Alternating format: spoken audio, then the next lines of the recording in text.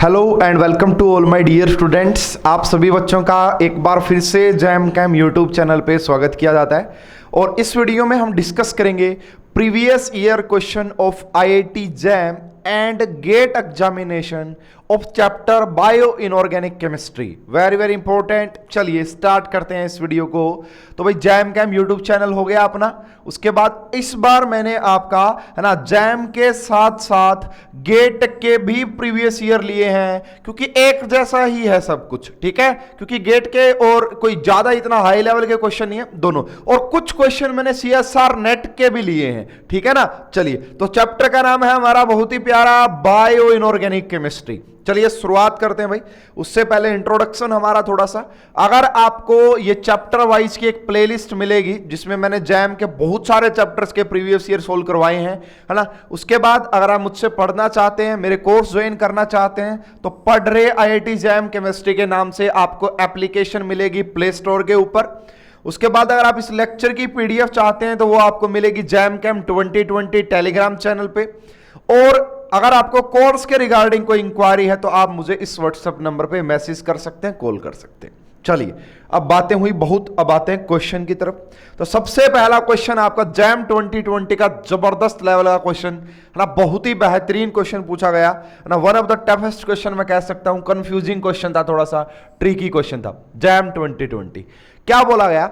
The plot showing magnetic behaviour of oxy, है ना, oxy को सॉलिड लाइन से रिप्रेजेंट किया गया है। यह बात जरूर देखें कि यहां पे जो ऑक्सी है उसको सॉलिड मतलब ऐसे इस लाइन से, एंड डीऑक्सी जो आपका डीऑक्सी है उसको डैश लाइन से। किसकी? हीमोग्लोबिन। किसकी? हीमोग्लोबिन, ठीक है। अब यहां पे बोला गया है क्वेश्चन में कि जो XM है वो मोलर मैग्नेटिक सस्केप्टेबिलिटी है, ठीक है। मोलर मैग्नेटिक सस्केप्टेबिलिटी है XM का मतलब, ठीक है। एंड T यहां पे टेम्परेचर है, ठीक है। अब आपको यह बताना है कि ये ग्राफ जो ड्रॉ किए गए हैं कौन सा ग्राफ करेक्ट ड्रॉ किया गया है। तो सबसे पहले तो हमें ना ऑक्सी और डीऑक्सी हीमोग्लोबिन के मैग्नेटिक बिहेवियर के बारे में पता होना चाहिए। तो भाई जो डीऑक्सी हीमोग्लोबिन होता है वो आपका हाई स्पिन कॉम्प्लेक्स होता है, और वो आपका कैसा होता है? वो आपका पैरामैग्नेटिक होता है, ठीक है। वो कैसा होता है आपका? जो डीऑक्सी होता है वो पैरामैग्नेटिक होता है, वहां पे अनपेयर्ड इलेक्ट्रॉन होते हैं। जब हम उसकी ऑक्सी फॉर्म की बात करते हैं तो वहां पे O2 ऐड होता है। O2 सुपर ऑक्साइड की फॉर्म में ऐड होता है। सुपर ऑक्साइड का मतलब O2 नेगेटिव होता है, O2 के ऊपर अगर नेगेटिव ये सुपर ऑक्साइड होता है। यहां से वो डायामैग्नेटिक बन जाता है, यहां से वो डायामैग्नेटिक बन जाता है, लो स्पिन कॉम्प्लेक्स होता है। डीऑक्सी में इसकी ऑक्सीडेशन स्टेट +2 रहती है, यहां पे उसकी ऑक्सीडेशन स्टेट +3 हो जाती है, ठीक है। यहां तक बात समझ में आती है। अब है ना, ये जो मोलर मैग्नेटिक सस्केप्टेबिलिटी है ना, इसका जो रिलेशन होता है ना, तो ये जो आपका ये देखो ये डिफाइन की जाती है ऐसे सब्सटेंस। तो पैरामैग्नेटिक जो सब्सटेंस होता है उसके लिए हम मोलर मैग्नेटिक सस्केप्टेबिलिटी डिफाइन कर सकते हैं, मैग्नेटिक फील्ड है उसका। लेकिन डायामैग्नेटिक के लिए वो डिफाइन नहीं की जा सकती। दूसरी बात देखिए, अगर आपको यहां पे कर्व बनाने को मिले किसके वर्सेस टेम्परेचर वर्सेस XM, तो यहां पे पैरामैग्नेटिक सब्सटेंस के लिए ये डिक्रीज करती है ना। जैसे जैसे टेम्परेचर इंक्रीज करेगा वैसे वैसे ये डिक्रीज करेगी। किसके लिए? पैरामैग्नेटिक के लिए, पैरामैग्नेटिक सब्सटेंस के लिए। दूसरी बात अगर मैं करूं, अगर मेरा डायामैग्नेटिक होगा, अगर मेरा यहां पे डायामैग्नेटिक है, ये आपका XM हो गया, यहां पे टेम्परेचर हो गया, टेम्परेचर को बढ़ाओ घटाओ इससे कोई चेंज होने वाला नहीं है, इसकी वैल्यू काफी कम रहेगी यहां कहीं पे, ठीक है। बिल्कुल सही है, समझ में आने वाली बात है। अब देखें यहां पे इस क्वेश्चन में आपसे डीऑक्सी जो ऑक्सी फॉर्म जो है वो डायामैग्नेटिक है, ऑक्सी फॉर्म जो है वो डायामैग्नेटिक। अगर डायामैग्नेटिक है तो टेम्परेचर के साथ तो मैग्नेटिक सस्केप्टेबिलिटी का कोई रोल नहीं है।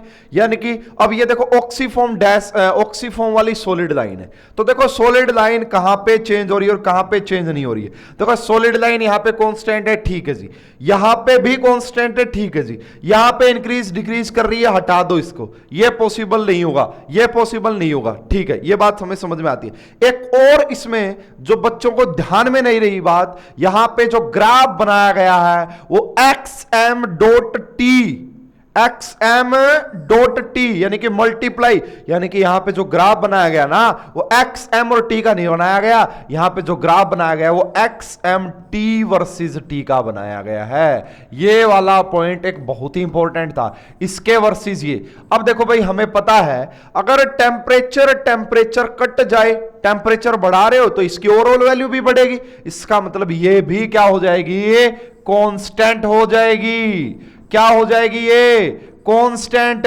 क्यों? अगर XM के देखो यहां पे अगर ग्राफ ऐसे आता कि सिर्फ XM वर्सेस T, तो फिर हमारा ये वाला करेक्ट आंसर होता C। तो क्यों? क्योंकि देखो ये जो डैश लाइन है ये किसको रिप्रेजेंट करती है, डीऑक्सी। डीऑक्सी पैरामैग्नेटिक होता है तो वो टाइम के साथ डिक्रीज करेगा, तो ऐसा होता। अब ऐसा नहीं होगा, क्यों? क्योंकि ग्राफ बनाया गया है XM dot T versus T। T देखो टेम्परेचर बढ़ा रहे हो तो ये ओवरऑल वैल्यू भी बढ़ रही, इसका मतलब XM यहां पे ये वाला जो टर्म है ये इसके कंपैरिजन में कांस्टेंट हो जाएगी। समझ में आई बात? ठीक है। अब देखो ये दोनों हमारे आंसर हो सकते हैं, दोनों में कांस्टेंट नजर आ रहा है, ये दोनों हमारे आंसर हो सकते हैं, कौन सा होगा?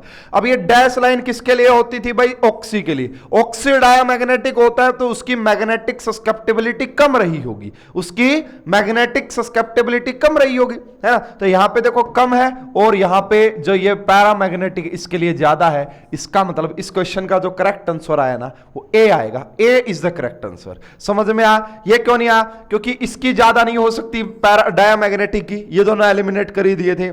यहां पे XM dot T versus T बनाया गया था, ये एक काफी इंपॉर्टेंट पॉइंट था भाई। यहां पे भी T, यहां पे भी T, यहां वाला T बढ़ेगा तो इसकी भी ओवरऑल वैल्यू बढ़ेगी। तो ये पूरी टर्म आपका फिर आपका जैसे जैसे टेम्परेचर बढ़ाओगे ये पूरी टर्म आपकी बढ़ती जाएगी।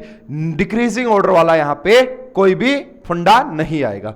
ए इज द करेक्ट आंसर। चलिए भाई, ये जैम 2020 में एक ही क्वेश्चन पूछा गया था।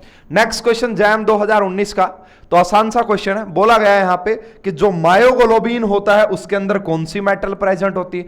तो मायोग्लोबिन कहां पे पाया जाता है भाई? मायोग्लोबिन आयरन मेटल प्रेजेंट होती है, ठीक है। आयरन +2 ऑक्सीडेशन स्टेट में होता है डीऑक्सी फॉर्म में, और ऑक्सी फॉर्म में +2, कुछ बुक कहते हैं कि +2 होता है और कुछ बुक कहते हैं कि +3 होता है। दूसरी बात यह भी है कि जो आपका मायोग्लोबिन होता है ना आपका, वो ऑक्सीजन का स्टोरेज करता है। उसका वर्क क्या होता है? उसका वर्क होता है इस O2 की स्टोरेज करना, ठीक है। तो मायोग्लोबिन के अंदर आयरन मेटल प्रेजेंट होती है Fe।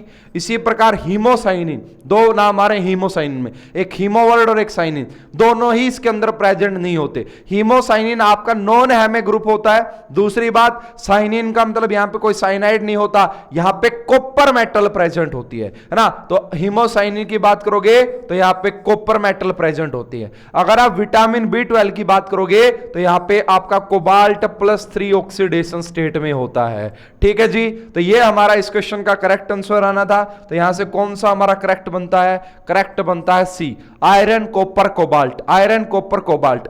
चलिए भाई आगे बात कर लेते हैं फटाफट से। ये क्वेश्चन MSQ का है भाई, और जैम में जो मैंने सबसे ज्यादा इंपॉर्टेंट टॉपिक देखा बायो इनऑर्गेनिक केमिस्ट्री का, वो है carbonic anhydrase enzyme. Carbonic anhydrase enzyme most important topic है IIT jam point of view से। देखिए, the true statements regarding the carbonic anhydrous enzyme, ये क्या करता है? कौन कौन सी ट्रू स्टेटमेंट है? सबसे पहला है it is involve in the peptide bond cleavage. No, उसके लिए हमारे पास एक अलग से एंजाइम होता है जिसका नाम होता है कार्बोक्सी पेप्टाइडेज एंजाइम। वो उस पेप्टाइड बॉन्ड को ब्रेक करने का काम करता है, उसकी हाइड्रोलिसिस करने का काम करता है। कार्बोनिक अनहाइड्राइज ये काम नहीं करता है। उसके बाद the redox inactive, yes very important point, redox inactive. Redox inactive का मतलब समझ रहे हो कि Zn जो होता है ना, वो Zn2 पॉजिटिव, उसकी एक ही ऑक्सीडेशन स्टेट होती है, ठीक है। उसकी ऑक्सीडेशन स्टेट एक ही होती है Zn की +2, ना तो वो +1 शो करता ना वो +3 शो करता। इसका मतलब देखो, रिडॉक्स इनएक्टिव का मतलब ना उसका ऑक्सीडेशन होता ना उसका रिडक्शन होता, इसका मतलब होता है रिडॉक्स। तो redox inactive Zn2 positive ions is involved in the catalytic activity of the enzyme. Yes, अगर मैं आपको यहां पे बना के दिखाऊं कि इसकी स्ट्रक्चर कैसी होती है, तो यहां पे Zn+2 ऑक्सीडेशन स्टेट में पाया जाता है। इसके साथ यहां पे 3 हिस्टाडीन यूनिट लगी हुई होती है ना, और हिस्टाडीन का जो इमिडाजोल रिंग होती है उसका नाइट्रोजन यहां पे जुड़ा हुआ होता है, और यहां पे ऊपर वाटर होता है। यह होता है आपका कार्बोनिक अनहाइड्रेज एंजाइम। तो सेकंड स्टेटमेंट हमारी बिल्कुल ट्रू है कि यहां पे active Zn2 redox inactive involve करता है कैटालिटिक में, बिल्कुल सही है। Activated MOH2 act as a nucleophile in the enzyme, yes बिल्कुल। देखिए यहां पे होता क्या है कि हमारे पास यहां पे CO2 होती है, ठीक है। ये जो आपका कार्बोनिक अनहाइड्रेस एंजाइम ये क्या करता है, CO2 का हाइड्रोलिसिस करता है, CO2 को कार्बोनिक एसिड में कन्वर्ट करता है H2CO3 में। कौन? Carbonic anhydrase enzyme. तो यहां पे होता क्या कि ये जो यहां पे ये वाला पार्ट यहां पे अटैक करता है, तो यहां पे यही एक्टिवेटेड MOH2 किसकी तरह काम करता है, न्यूक्लियोफाइल के तौर पे। तो ये एज ए न्यूक्लियोफाइल के तौर पे अटैक करता है, और यहां पे आपका जो कार्बन डाइऑक्साइड होती है वो इलेक्ट्रोफाइल के तौर पे काम करती है। इसका मतलब सी स्टेटमेंट भी हमारी करेक्ट है। The metal ion is coordinated to side chain of histidine residue. Yes, ये रहा हिस्टाडीन, ये रहा हिस्टाडीन, ये रहा हिस्टाडीन, तो ये भी बिल्कुल सही है। तो तीनों ही पॉइंट बिल्कुल सही हैं, तो इसके लिए हमारा करेक्ट आंसर आ जाएगा BCD। BCD is the correct answer. Jam 2019 में 2 क्वेश्चन पूछे गए थे। अब आ जाते हैं जी जैम 2018 में, ये फिर से कार्बोनिक अनहाइड्रेस का। Carbonic anhydrase in example of hydrolysis enzyme, redox enzyme, O2 का ट्रांसपोर्ट प्रोटीन होता है या फिर हेमे प्रोटीन होता है। तो प्रोटीन तो होता ही नहीं भाई, ये एंजाइम होता है। क्या ये रिडॉक्स एंजाइम होता है? रिडॉक्स तो इनएक्टिव होता है, ये भी हटा दो। क्या ये हाइड्रोलिसिस एंजाइम होता है? यस। किसका हाइड्रोलिसिस कर देता है? CO2 का हाइड्रोलिसिस कर देता है, किसमें? H2CO3 में। यह बिल्कुल सही है, A is the correct answer. JAM 2018 का ए करेक्ट आंसर आना था। 17 की बात करते हैं, यह फिर से हमारा MSQ टाइप का क्वेश्चन है। MSQ मतलब एक से ज्यादा आंसर ठीक होंगे, एक भी हो सकता है, ठीक है। उसके बाद देखिए द हैमे कंटेनिंग प्रोटीन। हैमे क्या होता है हमारा, जैसे हमारे पास एक पोरफायरिन रिंग होती है, उसमें अगर हम कुछ सब्स्टिट्यूएंट लगा देते हैं तो वो एक हैमे बन जाता है ना। तो पोरफायरिन रिंग में अगर आप metal, iron metal, porphyrin ring में अगर आप आयरन मेटल लगा देते हैं तो जो पोरफायरिन रिंग है उसी का नाम हैमे होता है, उसी का नाम हैमे होता है, ठीक है। तो भाई साइटोक्रोम जो सी होता है, साइटोक्रोम सी, उसके अंदर हैमे ग्रुप प्रेजेंट होता है, उसके अंदर हैमे ग्रुप प्रेजेंट होता है ना। हीमोसाइनिन मैंने आपको बताया था, हीमोसाइनिन, हीमो और साइनिन दोनों ही नहीं होते, इसके अंदर कोई भी ये नॉन हैमे होता है। हेमरिथीन में भी हैमे जरूर आ रहा है, लेकिन ये भी आपका नॉन हैमे होता है। मायोग्लोबिन आपका हैमे होता है, मायोग्लोबिन आपका हैमे होता है ना। तो हीमोग्लोबिन, मायोग्लोबिन और आपका जो यहां पे साइटोक्रोम सी, ये तीनों ही कैसे होते हैं, ये तीनों ही कैसे होते हैं, मतलब साइटोक्रोम, हीमोग्लोबिन, मायोग्लोबिन और भी बहुत सारे होते हैं, इनके अंदर हैमे ग्रुप प्रेजेंट होता है। इनके अंदर हैमे ग्रुप प्रेजेंट होगा, तो इस क्वेश्चन का करेक्ट आंसर क्या आ गया? A and D। इस क्वेश्चन का जो करेक्ट आंसर आ गया वो आ गया A and D। चलिए भाई नेक्स्ट क्वेश्चन की बात करते हैं। तो नेक्स्ट क्वेश्चन भी आपका MSQ टाइप का ही क्वेश्चन है, ये आपका जैम 2016 में पूछा गया था। तो क्या कह रहा है भाई ये क्वेश्चन, देखिए ऐसे क्वेश्चन के लिए आपको थोड़ा सा पढ़ा हुआ होना चाहिए भाई, थोड़ा सा बायो इनऑर्गेनिक आपने रीड करी हुई होनी चाहिए, जब जाके आप ऐसे क्वेश्चन निकाल पाएंगे। The proteins that belong to the class of blue copper protein, है ना। तो जो ब्लू कॉपर प्रोटीन होता है उसमें कौन कौन से बिलोंग करते हैं? तो ब्लू कॉपर प्रोटीन में जो बिलोंग करते हैं मैं आपको वो बता देता हूं। एक आपका सेरोप्लाज्मिन होता है, देखो इसमें मैं कुछ समझा नहीं पाऊंगा आपको, इसमें बस जस्ट बता पाऊंगा आपको। तो एक तो आपका सेरोप्लाज्मिन होता है, ए करेक्ट आंसर होगा, और एक एजोरीन होता है, एक एजोरीन होता है। Haemocyanin and super oxide dismutase, ये दोनों यहां पे आपका ब्लू कॉपर प्रोटीन की कैटेगरी में नहीं आते, इसके लिए थोड़ा सा पढ़ा हुआ होना चाहिए हमें। तो इस क्वेश्चन का जो करेक्ट आंसर आएगा वो आएगा A and D। A and D is the correct answer, A and D is the correct answer. चलिए भाई नेक्स्ट क्वेश्चन की तरफ बात करते हैं। जैम 2015 का क्वेश्चन है जी, जैम 2015 का क्वेश्चन है, क्या पूछा गया है? लो स्पिन आयरन +3 ऑक्सीडेशन स्टेट में कहां प्रेजेंट होता है? लो स्पिन +3, एक आइडिया आ गया हमारा जैम 2020 वाले क्वेश्चन से कि लो स्पिन होता है Fe3 positive haemoglobin, oxy haemoglobin के अंदर। तो देखना डीऑक्सी फॉर्म ऑफ हीमोग्लोबिन नहीं भाई, क्योंकि डीऑक्सी में तो वो +2 ऑक्सीडेशन स्टेट में होता है और वो हाई स्पिन होता है। ऑक्सी फॉर्म ऑफ हीमोग्लोबिन हो सकता है। हीमोसाइनिन के अंदर तो आयरन ही प्रेजेंट नहीं होता, कार्बोनिक अनहाइड्राइज के अंदर तो आयरन ही प्रेजेंट नहीं होता। तो क्या करेक्ट आंसर आ जाएगा? बी। क्या करेक्ट आंसर आ जाएगा? बी। ऑक्सीफॉर्म ऑफ हीमोग्लोबिन में क्या होता है आपका? लो स्पिन आयरन +3 ऑक्सीडेशन स्टेट में होता है। उसके बाद नेक्स्ट क्वेश्चन की बात करते हैं, जैम 2014, ये फिर से पूछा गया, वही क्वेश्चन है यहां पे। देखिए क्या बोला गया है, the metal ion of an enzyme involved in the hydration of CO2, फिर से कार्बोनिक अनहाइड्रेज एंजाइम। तो बोला गया है कि भाई ऐसा कौन सा एंजाइम है जो कि CO2 के हाइड्रेशन के लिए यूज करते हैं, तो उसका नाम होता है कार्बोनिक अनहाइड्रेज एंजाइम। और उसके अंदर कौन सी मेटल प्रेजेंट होती है, तो उसके अंदर हमारी जिंक +2 ऑक्सीडेशन स्टेट में प्रेजेंट होती है। तो करेक्ट आंसर आ जाएगा डी। उसके बाद चलिए नेक्स्ट क्वेश्चन पे। जैम 2013 में सब्जेक्टिव पेपर होता था, 14 में भी, तो ये कुछ क्वेश्चन है, इनका आंसर करते हैं भाई। देखिए सबसे पहले आपसे पूछा गया है यहां पे, for each of the flowing metal protein identify metal ion, इनमें कौन सी मेटल आयन होती है, एक्टिव साइट क्या होती है ना, एक्टिव साइट जो होती है उसके ऊपर मेटल आयन कौन सी होती है, और इनका फंक्शन क्या होता है, इनका वर्क क्या होता है। सबसे पहला नाम है डीऑक्सी हीमोग्लोबिन। सबसे पहला क्या आपका? Deoxy haemoglobin. तो डीऑक्सी हीमोग्लोबिन में आयरन +2 ऑक्सीडेशन स्टेट में होता है, और इसका काम होता है O2 का ट्रांसपोर्ट करना। इसका काम होता है O2 का ट्रांसपोर्ट करना, किसका? डीऑक्सी हीमोग्लोबिन का। अगर आप बात करोगे डीऑक्सी मायोग्लोबिन, तो ये भी आपका आयरन +2 ऑक्सीडेशन स्टेट में होता है, और ये आपका O2 का स्टोरेज करता है। O2 का स्टोरेज करता है कौन? मायोग्लोबिन। उसके बाद आ गया जी ऑक्सी हीमोसाइनिन। ऑक्सी हीमोसाइनिन के अंदर जो प्रेजेंट होती है वो होती है आपकी कौन सी मेटल? Oxy haemocyanin.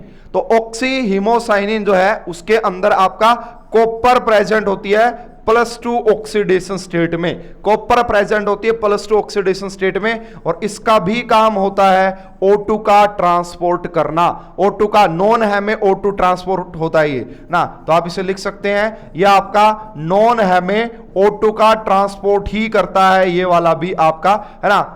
उसके बाद साइटोक्रोम सी, अगर आप साइटोक्रोम सी की बात करोगे तो इसके अंदर आपका आयरन मेटल प्रेजेंट होती है, इसके अंदर आपका आयरन +3 ऑक्सीडेशन स्टेट में प्रेजेंट होती है, और इसका काम होता है आपका इलेक्ट्रॉन का ट्रांसफर करना। इसका काम होता है इलेक्ट्रॉन का ट्रांसफर करना।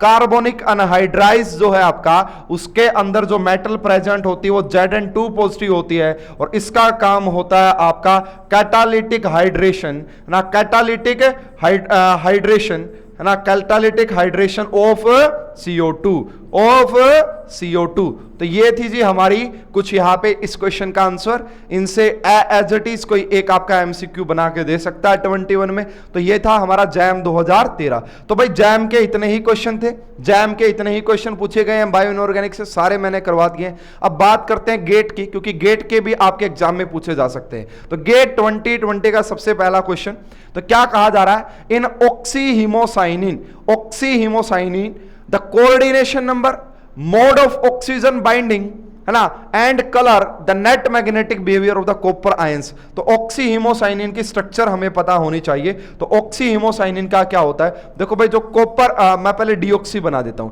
तो डीऑक्सी में क्या होता है, कॉपर +1 ऑक्सीडेशन स्टेट में प्रेजेंट होता है।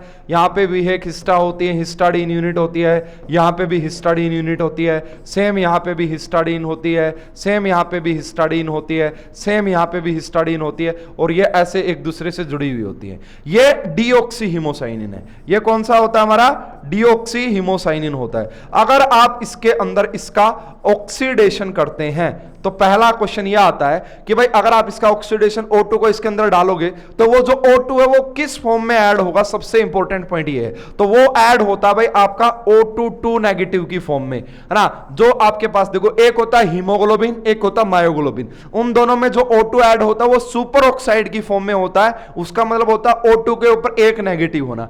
और जो आपका हीमोसाइनिन होता है एंड हेमरेथिन होता है, उनके अंदर जो O2 ऐड होता है वो ऐड होता है पर ऑक्साइड की फॉर्म में। ठीक है, ये रहा। इसकी जब स्ट्रक्चर बनाते हैं अब इसके ऑक्सीफॉर्म की, इसकी ऑक्सीफॉर्म की स्ट्रक्चर बनाओगे तो कुछ ऐसी बनती है। कॉपर आपका +2 ऑक्सीडेशन स्टेट में चला जाएगा दोनों जगह। कॉपर आपका +2 ऑक्सीडेशन स्टेट में, यहां पे ये O, ये इस प्रकार से इसकी स्ट्रक्चर बनाई जाती है। यहाँ पे भी हिस्टाडीन, यहाँ पे भी हिस्टाडीन, है ना, यहाँ पे भी हिस्टाडीन होता है, सेम यहाँ पे भी हिस्टाडीन होता है, सेम यहाँ पे भी हिस्टाडीन, सेम यहाँ पे भी हिस्टाडीन, और इनको आपस में जोड़ देना। अब इसके बारे में आपसे पूछा है, ये है आपका ऑक्सी हीमोसाइनिन, ऑक्सी हीमोसाइनिन है ये आपका।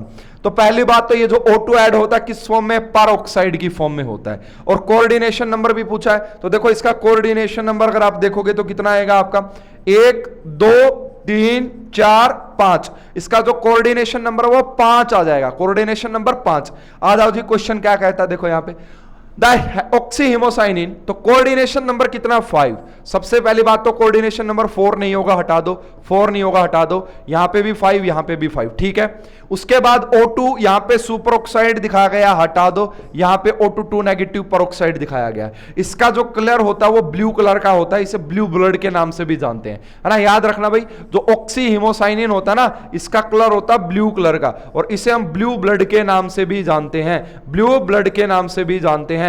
अब ये डायामैग्नेटिक कैसे हो गया, बहुत सारे बच्चे कह सकते हैं जी कॉपर +2 ऑक्सीडेशन स्टेट में है, तो यहां पे तो D9 होगा, यहां पे तो D9 होगा, और D9 का मतलब एक अनपेयर्ड इलेक्ट्रॉन, इसका मतलब ये तो पैरामैग्नेटिक होना चाहिए, नहीं भाई, यहां पे होती है anti ferromagnetic coupling, anti ferromagnetic coupling होती है कि भाई दो कॉपर है, दोनों कॉपर के पास एक एक अनपेयर्ड इलेक्ट्रॉन होगा, तो वो कपलिंग करके पेयर अप हो जाते हैं, उसी को एंटी फेरोमैग्नेटिक कपलिंग बोलते हैं, जिसकी वजह से ये डायामैग्नेटिक होता है। तो सी इज द करेक्ट आंसर। अब आगे बढ़ते हैं भाई नेक्स्ट क्वेश्चन पे। नेक्स्ट क्वेश्चन देखिए भाई, ये गेट 2019 का क्वेश्चन है। तो यहां से बोला गया कि इनका रिलेशन बताओ। तो देखो यार, सबसे पहले मैं तो वो देखूंगा ना जो मुझे अच्छे से आता है, वो क्या, कार्बोनिक अनहाइड्रेस। कार्बोनिक अनहाइड्रेस क्या करता है, एसिड बेस कैटालिसिस है, एसिड बेस कैटालिस्ट का काम करता है। इसका मतलब S का 2 आएगा, इसका मतलब S का 2 आएगा, S का 2 आपका A और D को काट दें, एक और D को काट दें, S का अगर 2 आ गया, इसका मतलब क्याऊ का 1 होगा, फिक्स हो गया, क्याऊ का 1 होगा, यानी कि क्याऊ का काम होता है रुबिरेडॉक्सन, ये आपका इलेक्ट्रॉन ट्रांसफर का काम करता है, ठीक है। अब आता है फेरिटीन, फेरिटीन, और एक आ गया कोबालअमीन। तो कोबालअमीन क्या करता है, मिथाइल का ट्रांसफर करता है। कोबालअमीन क्या करता है, मिथाइल का ट्रांसफर करता है। एंड फेरिटीन मेटल की स्टोरेज करता है, स्पेशली आयरन मेटल की स्टोरेज करता है, ठीक है, आयरन मेटल की स्टोरेज करता है फेरिटीन। क्या करेक्ट आंसर बन गया भाई, क्या करेक्ट आंसर बन गया, P का आएगा 3, तो B is the correct answer, B is the correct answer. Next question पे चलते हैं। नेक्स्ट क्वेश्चन पे, the coordination number, the coordination geometry around the copper ion in plastocyanin, जो कि एक ब्लू कॉपर प्रोटीन होता है, ब्लू कॉपर प्रोटीन होता है plastocyanin, in oxidised and reduced form. Plastocyanin के अंदर अगर आप बात करोगे तो यहां पे इसकी स्ट्रक्चर अगर मैं थोड़ा सा याद आ जाए मुझे, तो मैं बना के दिखा देता हूं भाई, कोशिश करता हूं कि याद आ ही जाए। तो यहां पे कॉपर होता है भाई, यहां पे आपका मैथोलिन होता है एक आपका, ठीक है, MET, यहां पे एक आपका सिस्टीन होता है, एक शायद यहां पे हिस्टाडीन होता है, और यहां पे ऊपर भी आपका यहां पे कुछ न कुछ होता है, एग्जैक्ट मुझे ध्यान में नहीं आ रहा। इसकी ये जरूर है, इसका एक काफी इंपॉर्टेंट पॉइंट होता है कि जो इसकी जो स्ट्रक्चर होती है ना, वो आपका डिस्टोर्ड टेट्राहेड्रल होती है। जो इसकी स्ट्रक्चर होती है वो आपका डिस्टोर्ड टेट्राहेड्रल होती है। ये स्पेशली आपको पढ़ाया जाता है, ये स्पेशली आपको पढ़ाया जाता है कि जो इसकी स्ट्रक्चर है ना, जो आपका प्लास्टोसाइनिन होता है, इसकी जो स्ट्रक्चर होती है वो डिस्टोर्ड टेट्राहेड्रल होती है, स्पेशली आपको पढ़ाया जाता है। इसलिए इस क्वेश्चन का जो करेक्ट आंसर आ जाएगा वो आ जाएगा C। गेट 18 का क्वेश्चन था। उसके बाद बात करते हैं गेट 2018 का, the O2 coordinated in the metal oxy myoglobin. अभी अभी बताया मैंने कि जो मायोग्लोबिन होता है और जो हीमोग्लोबिन होता है, वहां पे जो O2 ऐड होता है वो O2 नेगेटिव, यानी कि सुपर ऑक्साइड की फॉर्म में, है ना। एंड ऑक्सी हीमोसाइनिन में मैंने अभी अभी पढ़ाया कि यहां पे जो ऐड होता है वो पर ऑक्साइड की फॉर्म में, पर ऑक्साइड की फॉर्म में। तो भाई देखो, super oxide, per oxide, yes, A is the correct answer, A is the correct answer, कि मायोग्लोबिन में सुपर ऑक्साइड की फॉर्म में एंड हीमोसाइनिन के अंदर आपका पर ऑक्साइड की फॉर्म में, A is the correct answer. Next question देखिए, गेट 2017 का क्वेश्चन है, the metal ion and the macrocyclic skeleton present in the green pigment of plants. Green pigment of plants का मतलब है हमारा क्लोरोफिल से। किससे भाई? क्लोरोफिल से। अब जो क्लोरोफिल होती है उसके अंदर कौन सी मेटल प्रेजेंट होती है, और उसके अंदर जैसे हैमे ग्रुप होता है ऐसे ही हमारे पास एक और रिंग होती है जिसका नाम होता है क्लोरीन रिंग। देखो तीन चीज है मेजर, तो एक पोरफायरिन रिंग हो गई, एक कोरीन रिंग होती है, एक कोरीन रिंग भी होती है, और एक क्लोरीन रिंग भी होती है। ठीक है, तो अगर बात करोगे क्लोरोफिल के अंदर कौन सी मेटल होती है, तो सभी को पता है कि मैग्नीशियम मेटल होती है, मैग्नीशियम। और यहां पे जो आपका मैक्रोसाइक्लिक स्केलेटन होता है वो क्लोरीन उसको जाना जाता है, क्लोरीन के नाम से उसे जाना जाता है। तो क्या करेक्ट आंसर हो जाएगा? A is the correct answer, A is the correct answer. GATE 2017 का आसान सा क्वेश्चन। उसके बाद आ जाओ भाई गेट 2016, गेट 2016। अब देखना क्या कह रहा है यहां पे, बड़ा आसान सा है क्वेश्चन है भी। During oxygen transport by hemerythrin, hemerythrin oxygen का ट्रांसपोर्ट करता है। ठीक है, ऑक्सीजन किस फॉर्म में बाउंड होती है? अभी अभी बताया, जो हेमरथीन और हीमोसाइनिन होता है वहां पे पेरोक्साइड, एंड जो आपका है ना, जो आपका हीमोग्लोबिन मायोग्लोबिन वहां पे सुपरऑक्साइड। तो पेरोक्साइड यहां पे क्या आएगा? O2 2 negative. या तो ऐसे दिखाया जाता है इसी को, या इसी को ऐसे भी दिखा देता है एग्जामिनर, OH2, OH के ऊपर 2 नेगेटिव चार्ज ना, OH के ऊपर एक नेगेटिव चार्ज दिखाए, उसका मतलब यही होगा कि वहां पे पेरोक्साइड। तो O2 नेगेटिव 2, ये देखो उसमें होता क्या है, जब आप हेमरथीन की स्ट्रक्चर पढ़ेंगे तो वहां पे 2 आयरन मेटल प्रेजेंट होते हैं, तो एक आयरन मेटल के साथ जाके चिपकता है कौन? O2, पेरोक्साइड की फॉर्म में। तो O2 नेगेटिव सुपरऑक्साइड तो होगा नहीं, काट दो। O, हाँ ये देखो ये O यहां पे 2 लिखो, और अब सही है ये, है ना, 2Fe3, यस, ये इसका करेक्ट आंसर होगा कि भाई इसके अंदर 2 आयरन मेटल प्रेजेंट होती हैं अलग अलग। तो एक आयरन मेटल पे जाके चिपकता है कौन? O2, एक आयरन मेटल पे जाके चिपकता है O2, तो OH2 negative in to 1 Fe only, yes, एक ही Fe के साथ जुड़ता है, ये बात जरूर ध्यान में रखें। O2 नेगेटिव नहीं, ऐसा नहीं होता, और ऐसा भी नहीं होता। तो हमारा करेक्ट आंसर आएगा only B is the correct answer. ठीक है, नेक्स्ट क्वेश्चन क्या कहता है भाई, देखिए एट पीएच दिस, हमने पीएच को फिक्स कर लिया है, और ऑक्सीजन का पार्शियल प्रेशर भी हमने फिक्स कर दिया है। तो बताइए एक्सटेंट ऑफ O2 बाइंडिंग। तो देखो जो मायोग्लोबिन होता है ना, मायोग्लोबिन, और जो हीमोग्लोबिन होता है, तो जो हीमोग्लोबिन होता है वो मायोग्लोबिन का टेट्रामर होता है ना। जितना मायोग्लोबिन होता है ऐसी ऐसी 4 स्ट्रक्चर होती है हीमोग्लोबिन के अंदर। तो हीमोग्लोबिन के अंदर और प्रोटीन भी काफी ज्यादा होते हैं। हीमोग्लोबिन के अंदर 2 टाइप के प्रोटीन होते हैं, alpha and beta protein chain होती है। एक में 141 होते हैं और एक में 146 अमीनो एसिड प्रेजेंट होते हैं। तो कुल मिला के हमारे पास बहुत बड़ी अल्फा 2 बीटा 2, तो लगभग 543 के आसपास, है ना, 543 के आसपास अमीनो एसिड प्रेजेंट होते हैं, है ना। प्रोटीन्स की चेन प्रेजेंट होती है किसमें? हीमोग्लोबिन के अंदर, जो कि मायोग्लोबिन के अंदर कम है। तो वहां पे स्टेरिक क्राउडिंग बहुत ज्यादा होती है, तो O2 का ऐड होना बड़ा मुश्किल होता है। किसके अंदर? हीमोग्लोबिन के अंदर। इसीलिए ये आपको पढ़ाया जाता है कि मायोग्लोबिन की ऑक्सीजन बाइंडिंग टेंडेंसी ज्यादा होती है, मायोग्लोबिन की ऑक्सीजन बाइंडिंग टेंडेंसी ज्यादा होती है एज कंपेयर टू हीमोग्लोबिन। तो क्या करेक्ट आंसर आ जाएगा? तो देखिए high for both haemoglobin, no ऐसा नहीं कहेंगे। हाई फॉर हीमोग्लोबिन, हीमोग्लोबिन के लिए हाई नहीं होती, high for myoglobin and low for haemoglobin. Yes, C is the correct answer, yes C is the correct answer, बिल्कुल सही है सी हमारा। नेक्स्ट क्वेश्चन की बात करते हैं, देखिए amongst the following the group is that bound to metal in the coenzyme B12। जो coenzyme B12 होता है उसके अंदर जो आपका प्रेजेंट होता है ग्रुप, वो होता है एडेनोसाइनाइल, ये वाला, ठीक है, एडेनोसाइल इसे बोला जाता है। तो ये उसके अंदर आपका प्रेजेंट होता है। सी इज द करेक्ट आंसर। इसमें कुछ भी समझाने का नहीं है। जब आपको कोएंजाइम B12 पढ़ाते हैं वहां पे बताते हैं कि उसके साथ ये वाला ग्रुप जुड़ा हुआ होता है, उसके साथ ये वाला ग्रुप जुड़ा हुआ होता है, बस इतनी सी बात होती है यहां पे। ठीक है, जो समझाने के क्वेश्चन उनको जरूर समझाएंगे। देखिए ये अच्छा क्वेश्चन है। Among the flowing pH value O2 binding efficiency of haemoglobin maximum, यहां पे आपको ये वाली दी गई है पीएच की वैल्यू। तो देखिए ऐसा आपके पास एक पढ़ाया जाता है, बोर इफेक्ट पढ़ाया जाता है यहाँ पे बायो इनऑर्गेनिक केमिस्ट्री में। जो बोर इफेक्ट क्या बोलता है, अगर आपकी पीएच की वैल्यू बढ़ेगी, अगर आपकी पीएच की वैल्यू बढ़ेगी तो O2 बाइंडिंग टेंडेंसी भी बढ़ेगी, O2 को बाइंड करने की टेंडेंसी भी बढ़ेगी। तो इसीलिए भाई देखिए सबसे ज्यादा पीएच वैल्यू इसी की है, तो इसी के लिए हीमोग्लोबिन की ऑक्सीजन बाइंडिंग टेंडेंसी मैक्सिमम हो जाएगी, oxygen binding tendency maximum. D is the correct answer. Next question की बात कर लेते हैं भाई। Identify the function of haemocyanin and metal. Haemocyanin को मैं कितनी बार पढ़ा चुका हूं कि कॉपर मेटल प्रेजेंट होती है, दोनों ऑप्शन हटा दो। कॉपर प्रेजेंट होती है, कॉपर क्या इलेक्ट्रॉन ट्रांसफर? नो, O2 का ट्रांसफर करता है। हेमोसाइनिन O2 का ट्रांसफर करता है, कॉपर मेटल प्रेजेंट होती है। हमारा इस क्वेश्चन का करेक्ट आंसर आ जाएगा बी। ये गेट 2015 का क्वेश्चन था। अब बात करते हैं भाई, हमारा जो नेक्स्ट क्वेश्चन है वो कौन सा है भाई?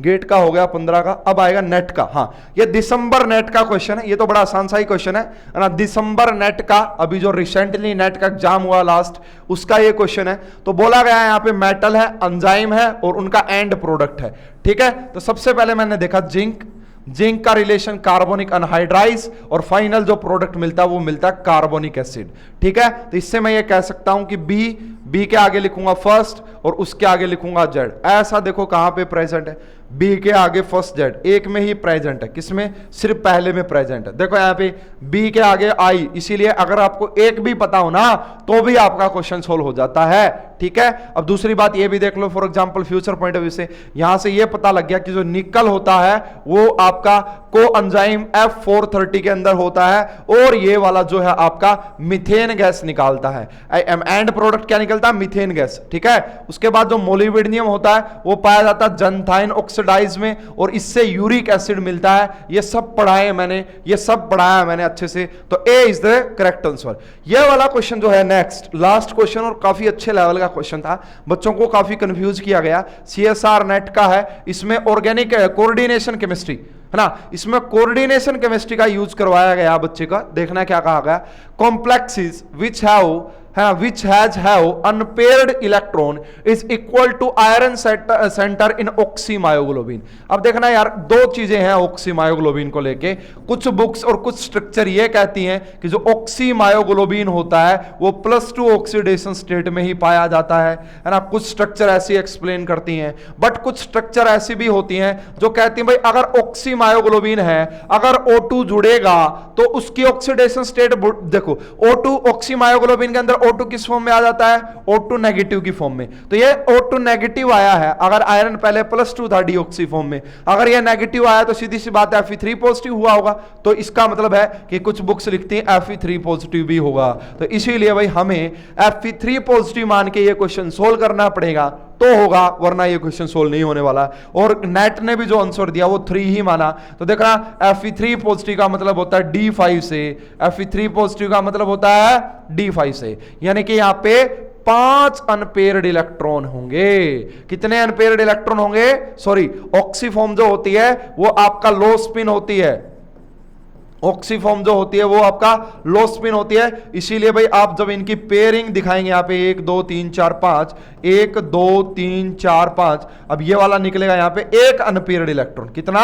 1 अनपेयर्ड इलेक्ट्रॉन आएगा। तो आपको मैच करना है कि इनमें से किसके अंदर एक अनपेयर्ड इलेक्ट्रॉन आएगा, वो बात आपको यहाँ पे देख लेनी है ना। एक अनपेयर्ड इलेक्ट्रॉन आ जाओ भाई, देख लेते हैं कि किसके अंदर।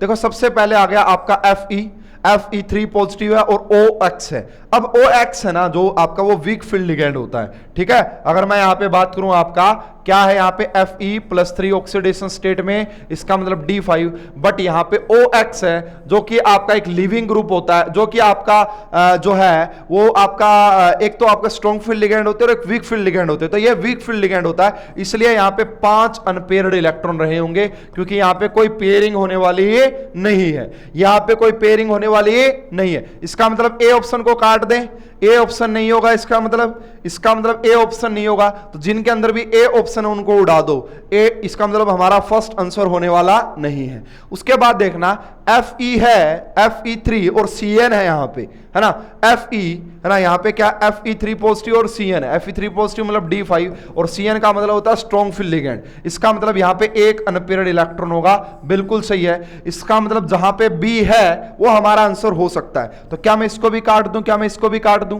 क्योंकि B नहीं है तो आंसर ही नहीं होगा। इसका मतलब हमारा इस क्वेश्चन का जो करेक्ट आंसर है वो 2 आएगा, B एंड D। अभी मैं प्रूव भी कर देता हूं। नेक्स्ट जो है आपका वो निकल है ना, ये वाला कॉम्प्लेक्स N2 पॉजिटिव है, इसका मतलब D8 होता है और D8 Cl negative weak field ligand होता है और D8 का मतलब होता है कि 2 अनपेयर्ड इलेक्ट्रॉन है। D8 का मतलब है कि ये 2 अनपेयर्ड इलेक्ट्रॉन, इसका मतलब ये हमारा आंसर नहीं बनेगा क्योंकि हमें तो एक अनपेयर्ड इलेक्ट्रॉन चाहिए ना, तो इसलिए हमारा आंसर C तो आएगा नहीं वैसे भी, तो C दोनों में था इसलिए इनकरेक्ट हो गया। अब D आएगा भाई। D एक बहुत ही इंपॉर्टेंट कॉम्प्लेक्स होता है, कोऑर्डिनेशन केमिस्ट्री में आपको पढ़ाया जाता है ना। तो यहां पे आपका कॉपर और उसके बाद अमोनिया है ना, यहाँ पे इसके बारे में तो बहुत सारी चर्चाएं की जाती हैं भाई। तो यहाँ पे होता क्या है ना, यहाँ पे होता क्या है, अगर मैं बात करूं इस कॉम्प्लेक्स की तो यहाँ पे +2 है। तो अगर ये बात सोचें तो ये तो D9 वैसे ही हो गया और D9 का मतलब इसके अंदर एक अनपेयर्ड इलेक्ट्रॉन होगा, इसलिए हमारा इस क्वेश्चन का जो करेक्ट आंसर हो जाएगा